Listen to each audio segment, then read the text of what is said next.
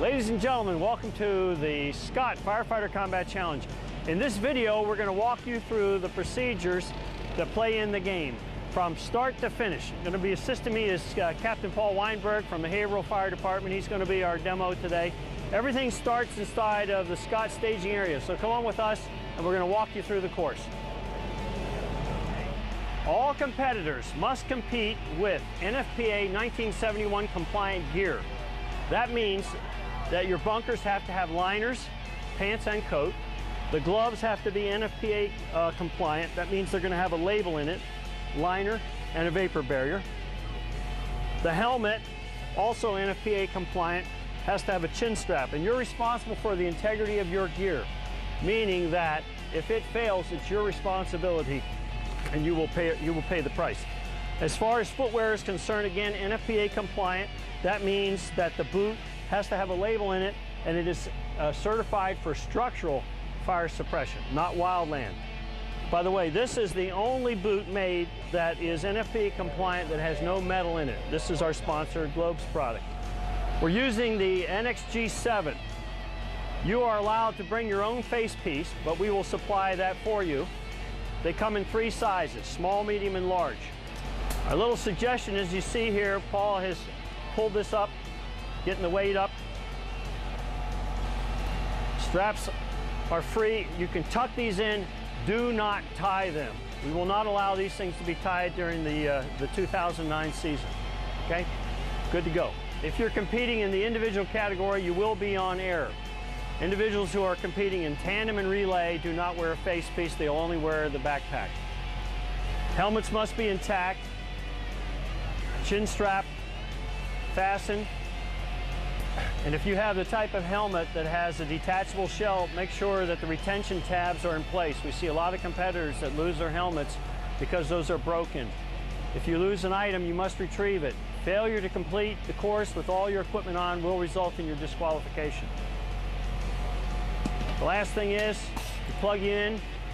As soon as you start breathing, any fog you might have in the face piece is going to disappear. All right, he's good to go. He's got the NXG7. That's 4,200 PSI. Okay, all the action starts here at the bottom of the tower. You'll notice that there are 2 sensors that are adjacent to the high-rise pack. These have to be depressed with at least 5 pounds of downward force in order to close the circuit. This is designed to prevent a false start. The thing to remember about the start on this course is if you are on the left side, you're going to make sure that you pick up and put the shoulder load on your left shoulder. All right, there's 5 pounds of downward force, completes the circuit. Notice the blue LED is illuminated. That means he's now ready to go. All right, once both competitors are set, the starter will say ready and launch you. On your way up, you can take multiple steps. I suggest for the first set of stairs, develop a rhythm before breaking into a 2-step stride. Use the inside hand to assist you in the upward climb. Pacing is important. Remember, getting to the top of the tower is not the finish line. When you get to the top landing of the 5-story tower, put the high-rise pack in the box. Failure to do so will result in a 2-second penalty. Now, move to the railing and grasp the 15mm Kern mantle rope and begin hoisting the 42-pound donut roll. There's going to be about 45 pounds of weight to pull up with the added weight of the rope. Use a hand-over-hand motion. Keep the rope behind you. This will eliminate problems in terms of grabbing the working part of the rope. Grab the carabiner, lift, and put the donut roll in the box. You must touch each step on the way down. Failure to do so will result in a 2-second penalty per infraction. All right, continue your descent, touching each one of the stairs, including the last stair. Move over to the 3rd event, the Kaiser Forcible Entry Simulator. Pick up the 9-pound shot mallet and drive the 160-pound beam a distance of 5 feet. The point of impact of the hammer should be square to the face of the beam. This will transfer the most amount of energy and be the most effective way of moving the beam. Notice also, you do not want to move your feet until the beam is past your heels. Drive it until it is completely down the tray. This event is over with when you actually can see the blue tape. Also, there's a LED that will illuminate when this event is done. This evolution is done when the hammer lands on the Lion Apparel mat. The rule is any part of the hammer on any part of the mat. Follow the arrows on the pavement and move smartly through the delineators. If you knock over one of our hydrants, it's going to cost you 5 seconds. The far end of the course, you'll pick up the 1 3/4 tack line and drag it a distance of 75 feet. Do not show water until you have actually penetrated the saloon doors. Failure to do so will result in a 2-second penalty. The last event is the 175-pound victim rescue. Fold rescue Randy, lift and drag backwards a distance of 100 feet. Upon crossing the finish line, you will hear an audible sound indicating that you are done. Do not look back. Generally what happens if you look back, you go in the direction that you're looking and you're going to fall down.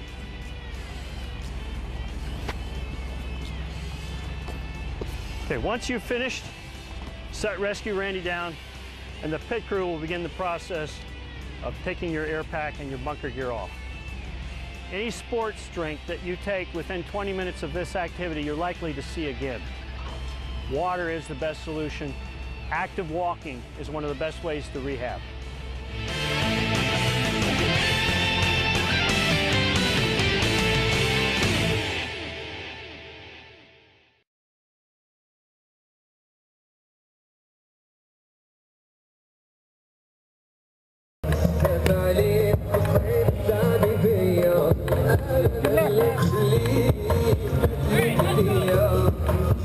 راح نشوف ستيفن هاندل كان على الخط الاحمر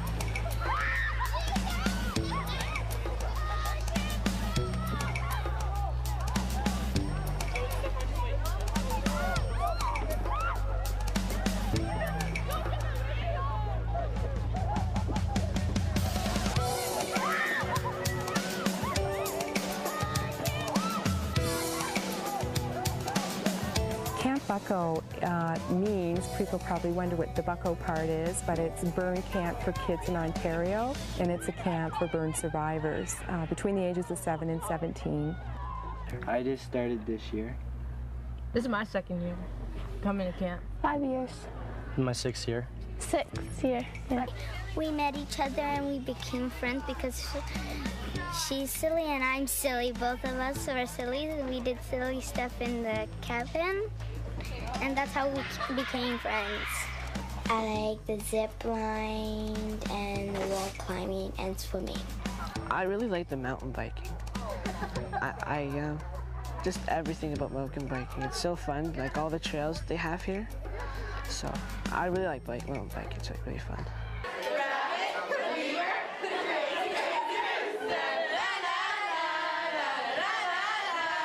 Today, for cabin cleanup, the winners on the girls' side was the Jays.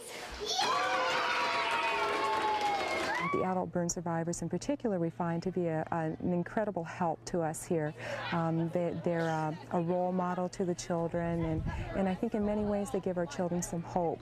Me being burned at the age of 14 in a motorcycle explosion, keeping me in the hospital for 8 months, which was difficult, having over 50 surgeries. But after 8 months, getting out of the hospital, I actually stayed in the house for 2 years. I was 14 years old when I got burned, and having a facial difference, feeling different, feeling alone, feeling that no one would understand, and not having anyone to talk to, it forced me, I shouldn't say forced me, but it caused me to stay in the house for 2 years. And I think about what a camp designed for burn kids would have meant to me back then in my recovery. There's no way I can't be here. Before I even came to the camp, I got teased a lot, and it really, like, every day I'd come home crying because kids would tease me. But then, like, I come here and, like, I see kids that are, like, the same, and they've been through the same thing. So it's just, it helps you a lot to know that it's not just you being made fun of. You just get this feeling that, like, it's okay that, like, you can just be like, okay, whatever, yeah, you made fun of me, go away now. You just get the security from it. A lot of people have, like, they may have minor burns, but I feel comfortable because I'm knowing this, like, I can talk to people here that have the same thing as me and they know what I'm going through. There's no difference. We're all kids and we're all having fun, and to be happy, and we don't have to deal with other people saying, ooh, what's that? It's like nice because nobody's gonna walk up to you and go, you know. And it's nice to be around people who understand you. Hold out your hand, 'cause I'll be your friend. Hey, this place rocks. Don't need to fear, 'cause we're together here. And it's okay to laugh and joke, but I also let the kids know that it's okay to cry and embrace how you really feel. You know, because I don't care how much fun they have this week at Camp Bucko, they're not going to forget that they're burn survivors. They're not going to forget that they have scars. They're not going to forget what they're dealing with at home. But for that 1 week a year here at Camp Bucko can do this really tremendous program, I mean, it gives them a chance to just be kids.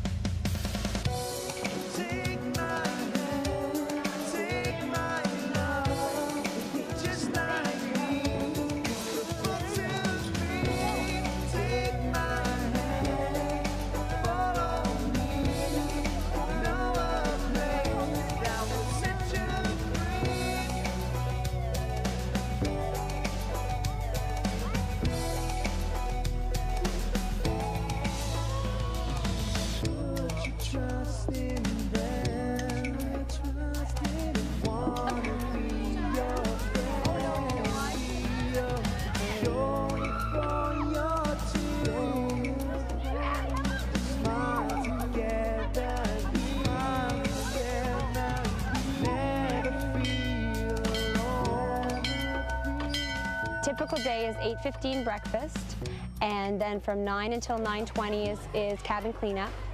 From 9:20 to 11:20, the girls will go with their cabins and do different activities. Sometimes they'll go for a hike around the lake, or they'll do arts and crafts, or they'll go to a hike to a different location. They'll do on-fire baking, things like that. The boys will do skills, and skills can range from mountain biking, kayaking, sculling, canoeing, swimming, ball hockey, basketball, volleyball. Then there's a general swim for everybody from 11:20 until 12 o'clock. Then we have lunch at 12:30, and then we have an hour rest period until 2:20. And at that time, the boys' cabins will do their own activities, and the girls will go through all the skills that I mentioned earlier. Call to the fur traders! Beach party!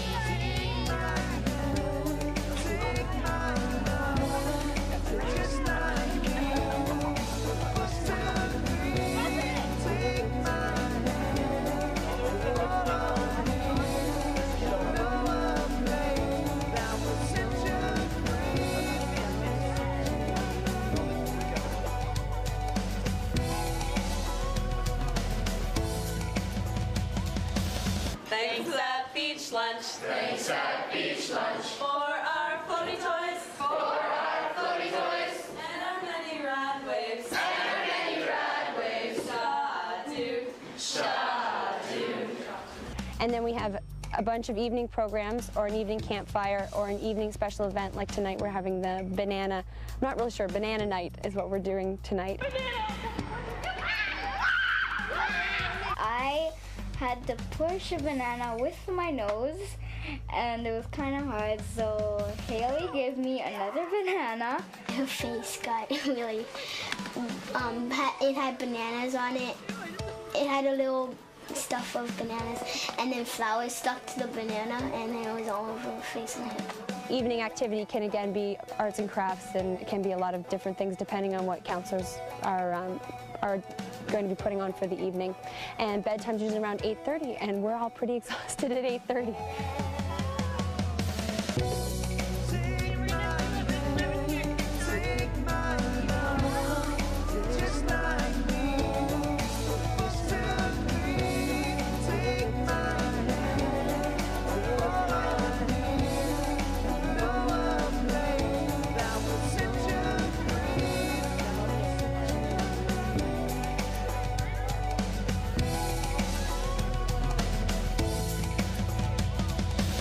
It'd be so much fun just to be here all summer. I mean, I love it up here. The overnights, everything. It's like the best. I would love to come back next year. Everybody's nice and pleasant, so I'm looking forward to it. Put your trust in them. Wanna be your friend, be your shoulder for your tears. We smile together here. Never feel alone. No time to be your friend.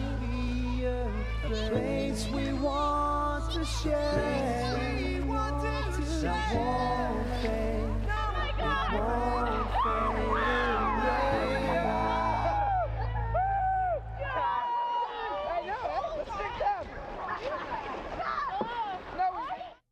I learned that it's okay to be burned, and that you have to accept it yourself before you can let other people accept it for you. Because if you don't accept it, you'll never move on with your life.